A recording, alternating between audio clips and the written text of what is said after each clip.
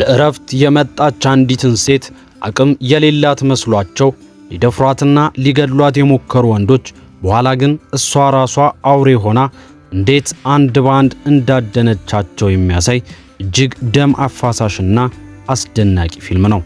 ደካማ የተባለች ሴት ስትጨክን ምን ያህል አስፈሪ እንደምትሆን ማየት ከፈለጋችሁ ይህንን ፊልም እስከ መጨረሻው ተከታተሉት።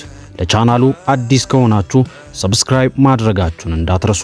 አሁን ቀጥታ ወደ ታሪኩ የሚጀምረው ጄኒፈር የተባለች ቆንጆ ወጣት ሀብታምና ያገባ ፍቅረኛዋ ከሆነው ሪቻርድ ጋር በበረሃ መሃል ወደሚገኝ አንድ ገለልተኛና እጅግ ዘመናዊ ቤት ለእረፍት ሲመጡ ነው። ጄን በጣም የምትማርክና ሕይወትን ቀለል አድርጋ የምታይ ሴት ናት። ሪቻርድ ደግሞ ከጓደኞቹ ጋር ዓመታዊ የአደን ፕሮግራም ስላለው ጄንን ያስመጣት አደኑ ከመጀመሩ በፊት ጥቂት ቀናትን አብሮ ለማሳለፍ ነበር። ነገር ግን ሳይታሰብ የሪቻርድ ሁለት የአደን ጓደኞች ስታንና ዲሜትሪ ከተቀጠረው ቀን አንድ ቀን ቀደም ብለው እዚያ ቤት ይገኛሉ። በዚያ ምሽት አራቱም አንድ ላይ እየጠጡና እየጨፈሩ ይዝናናሉ። በዚህ መሃል ስታን በጄን ውበት ከመጠን በላይ ይማረካል። አይኑን ከሷ ላይም ማንሳት ያቅተዋል። በማግስቱ ጠዋት ሪቻርድ አንዳንድ ጉዳዮችን ለመጨረስ ለጥቂት ሰዓታት ከቤት ይወጣል። በዚህ ሰዓት ዲሜትሪ ውጭ ገንዳ ውስጥ እያለ ስታን በቤት ውስጥ ብቻዋን የነበረችውን ጄንን በኃይል ይደፍራታል። ዲሜትሪ የጄንን ጩኸት ቢሰማም ምንም እንዳልተፈጠረ ሆኖ ጆሮውን ዳባ ልበስ ይላል። ሪቻርድ ተመልሶ ሲመጣ ጄን የተፈጠረውን ነገር እያለቀሰች ትነግረዋለች።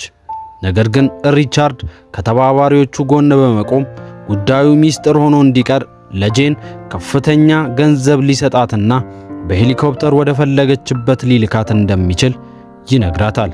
ጄን ግን በዚህ አልተስማማችም።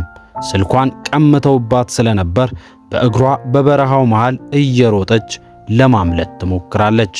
ሦስቱ ወንዶች ጄን ፖሊስ ጋር ሄዳ ሕይወታቸውን እንደምታበላሽ ስለሚያውቁ ሊያጠፏት ይወስናሉ። በበረሃው ውስጥ እያሳደዱ ገደል ጫፍ ላይ ያገኟታል። ሪቻርድ ሊያረጋጋት የሞከረ መስሎ ይቀርባትና በጭካኔ ወደ ጥልቅ ገደል ይገፋታል። ጄን ከገደሉ ላይ ስትወድቅ ከታች በነበረ አንድ ስለታም የዛፍ ቅርንጫፍ ላይ ሆዷ ተሰክቶ እዚያው ትቀራለች። ወንዶቹ ከላይ ሆኖ ሲመለከቷት ምንም አይነት እንቅስቃሴ አታሳይም ነበር። በዚህ ሁኔታ ማንም ሊተርፍ እንደማይችል በማሰብ ሞታለች ብለው ጥለዋት ይሄዳሉ። ነገር ግን የፊልሙ እውነተኛ ታሪክ የሚጀምረው እዚህ ጋር ነው። ጄን በተአምር አልሞተችም።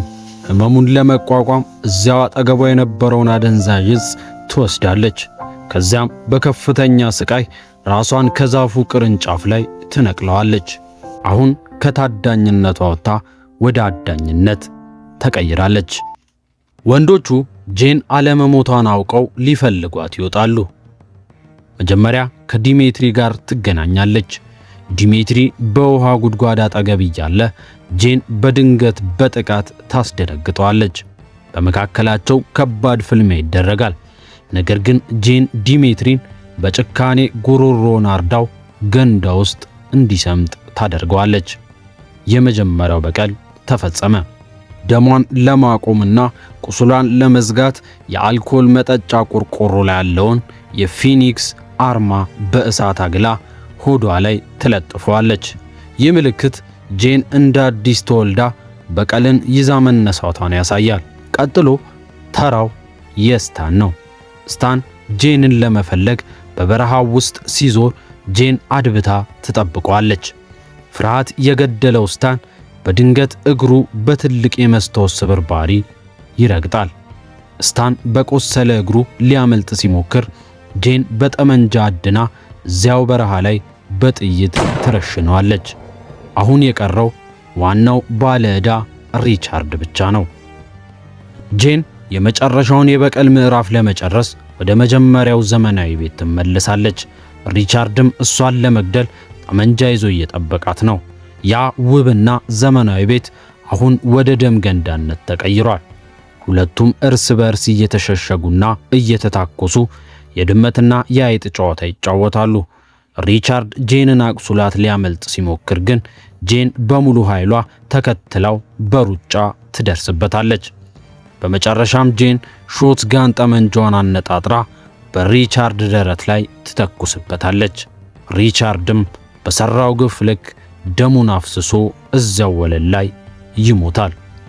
ፊልሙ የሚጠናቀቀው ጄኒፈር ሙሉ በሙሉ በጠላቶቿ ደም ተለቅልቃ ነገር ግን ክብሯንና ሕይወቷን አስከብራ ጠመንጃዋን እንደያዘች ከቤቱ ወጥታ ወደ በረሃው ፀሐይ ስትጓዝ ነው። ይህ ፊልም ሰዎችን በውጫዊ ገጽታቸው ብቻ አይተን ማሳለጥ እንደሌለብንና ማንም ሰው የህልውና አደጋ ሲደቀንበት ወደ አስፈሪ አውሬነት ሊቀየር እንደሚችል ያሳየበት ድንቅ ስራ ነው። የዛሬው የራስ ሙቪ ሪካፕ ይህንን ይመስላል። ፊልሙን ከወደዳችሁት ላይክ ማድረጋችሁንና አስተያየታችሁን ኮሜንት ላይ ማስቀመጥ አትርሱ። በሚቀጥለው ቪዲዮ በሌላ አስደናቂ ፊልም እስክንገናኝ